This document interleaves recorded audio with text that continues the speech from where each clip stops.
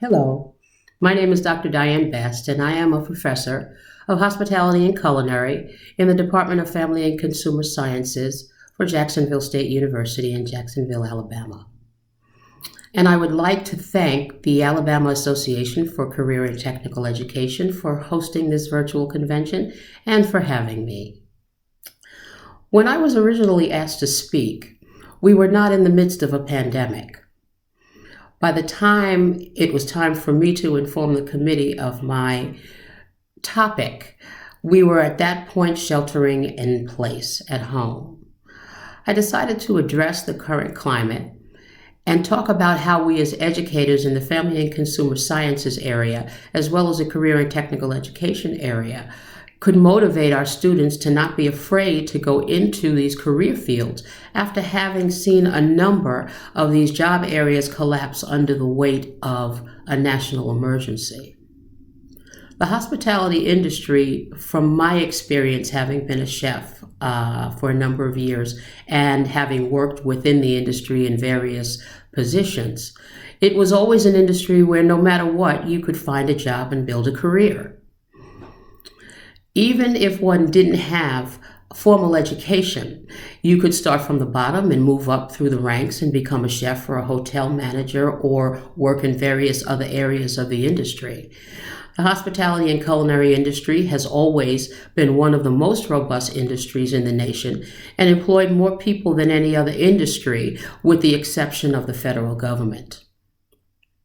This was most definitely a bustling industry with various jobs and positions that could be very lucrative over time. And it's the same for many in the career and technical education area. Then came the pandemic. When the pandemic hit, the hospitality and culinary industry took a major hit. Restaurants closed and hotel reservations were canceled, and they left hospitality and culinary workers with no jobs, no employment. According to WPLG in Miami, thousands of hospitality industry workers had been laid off or furloughed since March of 2020, and a good portion of them may not have jobs to go back to. Marriott CEO Arne Sorensen said that their hotels are operating at this particular point at a 75% lower rate than normal, and the impact has been worse than the economic downturn of 2008 and the effects of the terrorist attack of 9/11 combined. The National Restaurant Association has expressed that the restaurant industry, more than any other industry in the nation, has suffered the most significant sales and job losses since COVID-19 outbreak began. So the question now becomes, how do we as educators of these CTE programs motivate students to want to continue to pursue these career fields when this pandemic has shown that some of these fields can be extremely fragile? Because I've been in this industry for quite a long time, the one thing I know for sure is that while some career fields can be volatile, depending on what's happening with the economy, it doesn't change the dream. No crisis is going to last forever. And while it may make it more difficult sometimes to achieve the dream that some of our students might have, it doesn't mean that the dream that they have has to be denied. I know this for a fact because I worked in corporate America for a very long time, kind of ignoring the dream that I had. But the reality was it just never went away. So if your dream is to be a chef, or your dream is to be a clothing designer, or a special ed teacher, or a auto mechanic, no matter what other career field you select and go into, that dream and that longing to do what you desire is never going to go away. And this I know from experience because I tried that.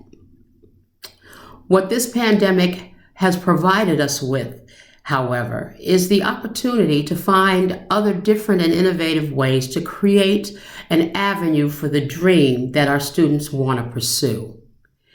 If our students want to be a baker, we can talk to them about creating recipes and selling their items online. If we have students that want to be clothing designers, We can help them create their designs and then show them how they can have virtual fashion shows. We as educators have the ability to present these options to our current and potential students and show them that there are many ways to get to their objective. We may have to do more research, and it may cause us to be more creative, which is not a bad thing, and it causes us to think outside the box, ultimately allowing us to be better at what we do, because now, while we are encouraging our students to think differently, we are also adding tools to our own toolbox. The reality is, for us, the world is changing. Teaching is changing. The way students are learning is changing. Online teaching is becoming more prevalent, and thinking of ways to keep ourselves safe but productive is more at the forefront of our lives now than it has ever been before. But as educators, we have always done this. We have always found new ways to teach because we know that all students don't learn the same. And sometimes we have had students come into our classroom and have blown our lesson plan out of the water, and we have had to figure out how to impart information to them in new and different ways. So this is nothing new for us.